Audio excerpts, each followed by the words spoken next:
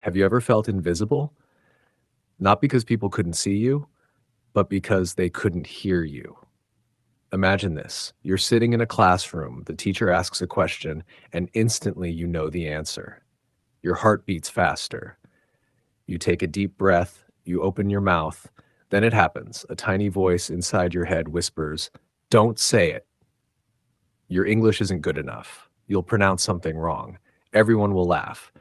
So you close your mouth, all the one thing outside. A few seconds later, another student raises a hand. More. The answer isn't even as good as yours, but they say it with confidence. The teacher smiles, the class nods. They get the praise that could have been yours.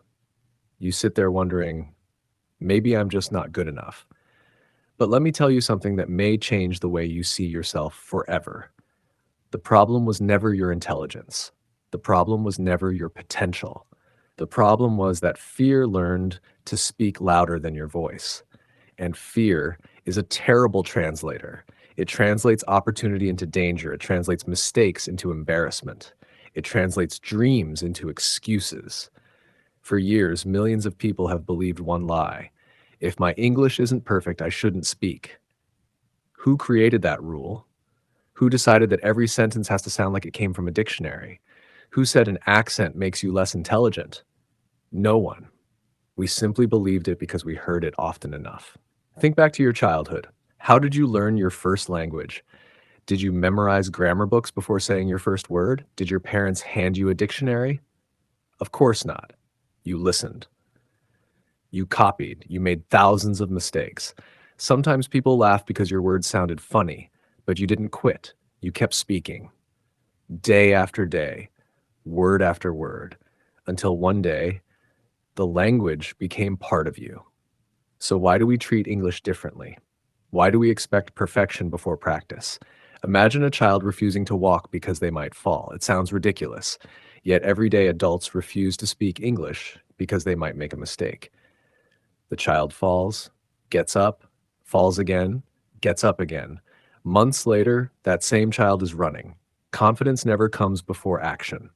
Confidence is the reward for action, not the requirement. Now, let me tell you a story. A young man dreamed of working for an international company. He was talented, creative, hardworking. He understood technology better than most people around him. Every interview ended the same way. The interviewer smiled politely. "You have great skills, but your communication needs improvement." Each rejection felt heavier than the last. One evening, he looked at himself in the mirror and asked a simple question. What if English isn't my weakness? What if my fear is? The next morning, he made one decision. He would speak English every single day. Not perfectly, not confidently, just consistently. The first week was painful. He forgot words, he mixed tenses, he pronounced simple words incorrectly. Sometimes he stopped in the middle of a sentence because his mind went completely blank. It was embarrassing. But something unexpected happened. Nobody laughed. Most people encouraged him. Some corrected him kindly. Others admired the fact that he was trying. Months passed. The conversations became easier. The pauses became shorter. The confidence became real. 1 year later, he walked into another interview. Same skills, same person, different voice, different confidence. He got the job. What changed? Not his intelligence, his courage. You see, English isn't magic. It isn't reserved for geniuses. It isn't a secret club that only certain people can join. It's simply another language, a bridge between people. And every bridge begins with one step. Some people spend years waiting for the perfect moment. I'll start when I know more vocabulary. I'll start after I finish this grammar book. I'll start when I stop making mistakes. That day never comes. Because perfection keeps moving further away. The people who become fluent aren't the people who waited. They're the people who started while feeling uncomfortable. Think about the world we live in today. A teenager in Pakistan can build an app used in Canada. A designer in Egypt can work with clients in Germany. A teacher in India can help students in Brazil. A freelancer in Indonesia can earn money from companies in Australia. Distance is no longer the biggest barrier. Communication is. English isn't just another school subject. It's one of the world's most useful tools. It opens conversations that would never have happened. It creates friendships across continents. It gives ideas the chance to travel farther than the person who created them. Imagine walking into the world's largest library. Every shelf is filled with knowledge: business, science, technology, history, psychology, success, innovation. The doors are open, the lights are on, the lights are on. Everything is waiting for you. But there's one lock. The key is English. Without that key, you can still the library. You just can't explore all of it. Now imagine finding that key. Every book becomes available. Every conversation becomes possible. Every opportunity becomes a little closer. That is why learning English is not about becoming someone else. It's about allowing the real you to be understood by more people. Your ideas deserve an audience. Your dreams deserve a chance. Your story deserves to be heard. Never believe that your accent makes you smaller. Your accent tells the world you had the courage to learn another language. That's something to respect.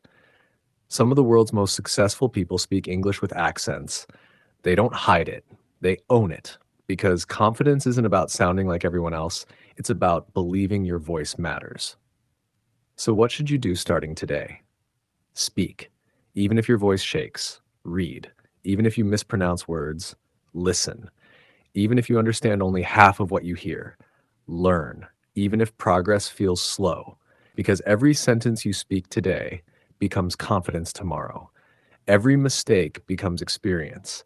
Every conversation becomes another brick in the bridge you're building toward your future. One day, someone will ask you a question.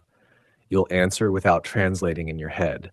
You'll tell a story without searching for words. You'll smile because you suddenly realize the fear that once controlled your life has quietly disappeared. Not because it was defeated in one day, but because you defeated it one conversation at a time. So stop waiting for permission. Stop waiting for perfect grammar. Stop waiting until you feel ready. The world has already waited long enough to hear your voice. Maybe someone somewhere is waiting for your idea. Maybe your future employer is waiting for your application. Maybe your future friend is waiting for your first message. Maybe your future begins with one sentence spoken today. Not tomorrow, not next month, today. Speak with courage, learn with patience, grow with consistency, and never let fear become the loudest voice in your life. Because the world doesn't need another silent genius. It needs someone brave enough to speak. If you're ready to stop hiding behind fear and start building a future without limits, then this journey starts now. Write one word in the comments. Ready. Not for me, for yourself. Because the moment you decide your voice matters, the world begins to listen.